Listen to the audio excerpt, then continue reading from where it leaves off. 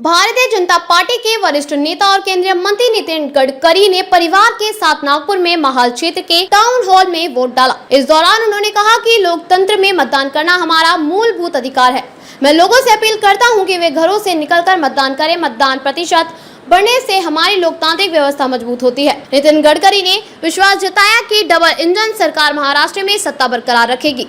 नितिन गडकरी ने विश्वास जताया कि राज्य में सत्तारूढ़ महायुति इस बार अच्छा बहुमत हासिल करेगी।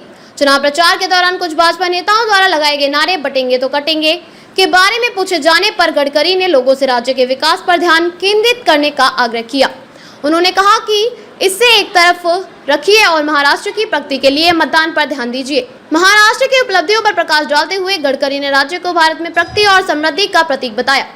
उन्होंने कहा महाराष्ट्र ने विदेशी प्रत्यक्ष निवेश FDI के मामले में सर्वोच्च स्थान हासिल किया है।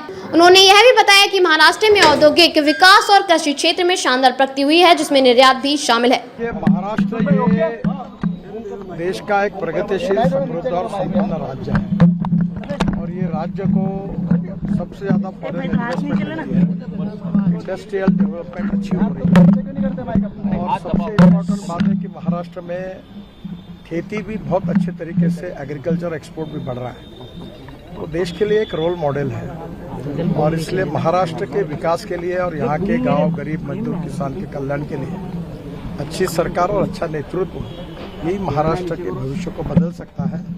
आज हमारा चुनाव यानी लोकतंत्र का उत्सव है और मुझे सभी जनता से अपील करनी है कि वो किसी भी हालत में वोटिंग करे और अपना जो अधिकार है, एक प्रकार से मूलभूत अधिकार है, उसका वहन करे और निश्चित रूप से लोकतंत्र को मजबूत। सर, भाजपा के लिए क्या माहौल देख रहे हैं आप? क्या आप 80 से ज्यादा सभाएं कर चुके हैं पूरे राज्य में?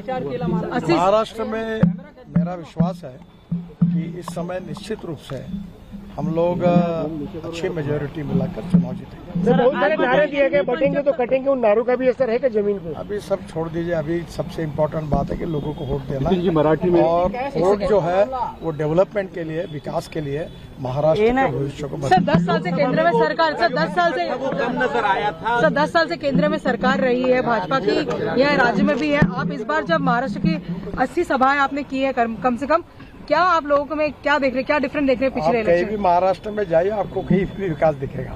सर चाहे महाराष्ट्र के सिंचाई प्रकल्प होंगे जो टेम्बू मैसा जैसे, वो 12,000 करोड़ में जब वाटर रिसोर्स मंत्री था तब महाराष्ट्र को दिए।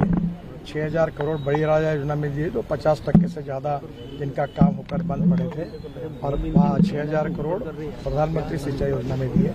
रोड तो आप हर जिले में जाके देखिए और पूरे महाराष्ट्र की तस्वीर हमारी सरकार ने बदलाई है और मोदी जी के नेतृत्व में महाराष्ट्र को एक नई दिशा दी है और महाराष्ट्र की सरकार और हम मिलकर डबल इंजन की सरकार आएगी और महाराष्ट्र प्रगतिशील, समृद्ध, संपन्न होकर महाराष्ट्र की जनता की पूरी अपेक्षा। 23 तारीख को सर ज्यादा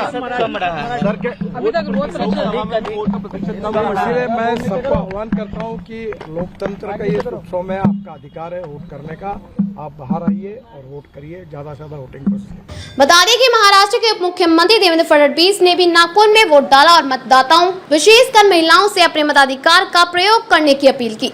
उन्होंने कहा, मैं अपनी लाड़की बहन से वोट डालने की अपील करता हूं। लोकतंत्र में सरकार से आपकी कुछ अपेक्षाएं होती हैं। जो लोग अपने मताधिकार का प्रयोग करते हैं, उन्हें अपनी मांगों पर जोर देने का अधिक अधिकार है। देखिए, लोकतंत्र का सबसे बड़ा उत्सव चल रहा है।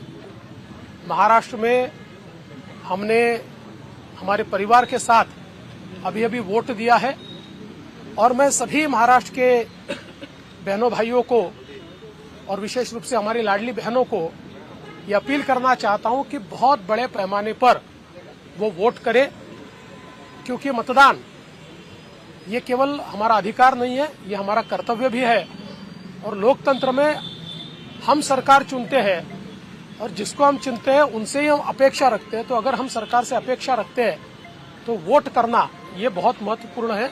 इसलिए बढ़ चढ़कर सब लोग वोट करें, ऐसी मेरी सबको प्रार्थना है। महाराष्ट्र में आज 20 नवंबर को 288 सीटों पर विधानसभा चुनाव के लिए मतदान हो रहा है। मतदान का समय सुबह 7 से शाम 6 बजे तक चलेगा। चुनाव के नतीजे 23 नवंबर को आएंगे।